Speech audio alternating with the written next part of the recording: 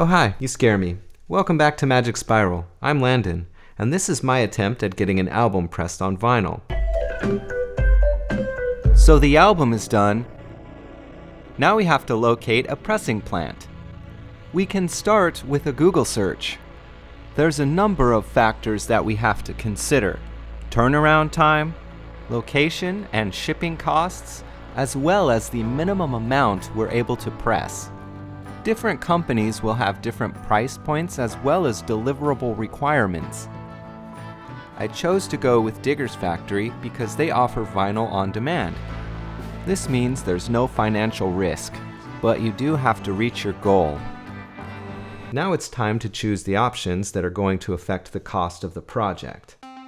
Plain or colored labels, cutting type, cutting speed, vinyl weight, number of vinyl discs, black vinyl, colored vinyl, splatter vinyl, clear vinyl, quantity. The lower the quantity, the more expensive each vinyl will be. Color printed sleeve, gatefold sleeve, boring utilitarian sleeve, plain inner sleeve, printed inner sleeve, anti-static inner sleeve, printed inserts, one-sided, two-sided, color, no color, printed booklet, hype sticker, cards with download codes. These decisions contribute to the overall production costs, which affects the price of the final product. For 100 copies of Anomaly Me on blue vinyl with plain packaging, I will need 100 people to pay over $45 after tax and shipping. There's other cost factors too, and if you're like me, it all went into gear and you recorded the album at home by yourself. But if you're in a band, you might end up paying to record in a studio, which entails hiring an engineer for recording. Okay, that was good. Can we do a take where you tune your guitar and turn the amp down? Mixing. Great.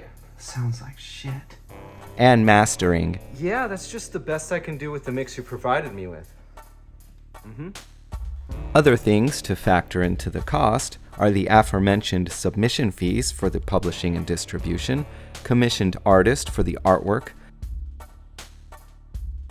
social media advertising, and video production. I'm editing video.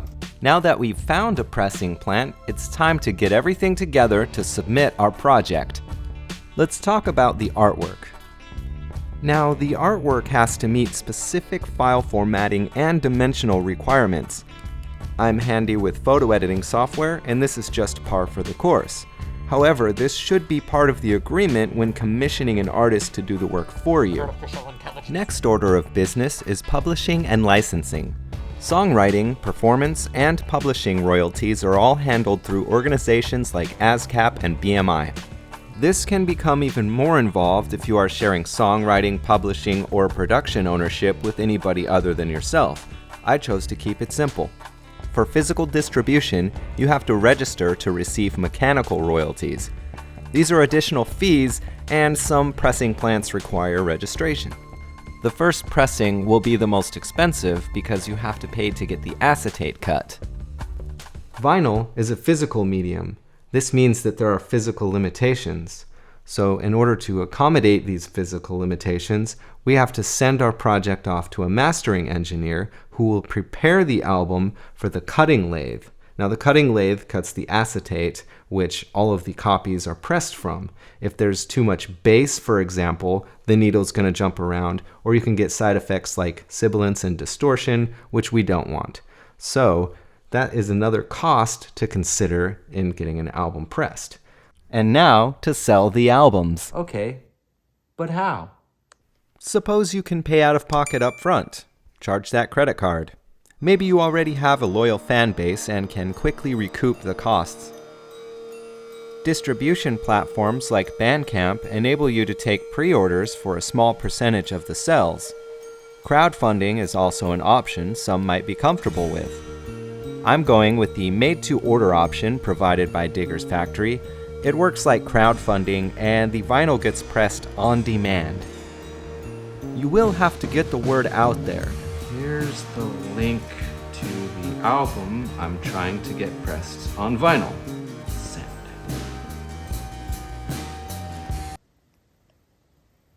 Social media presence, videos, word of mouth, live performances,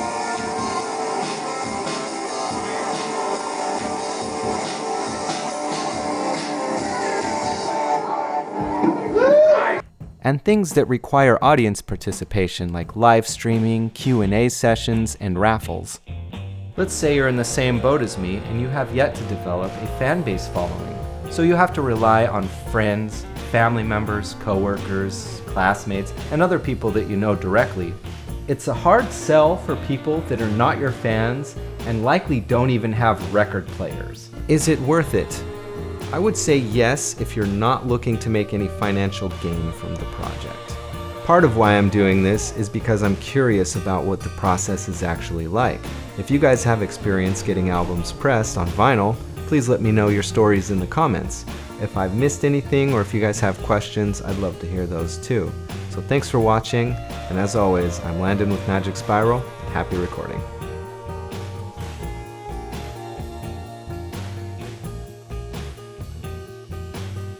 Spoiler alert, I didn't reach my goal.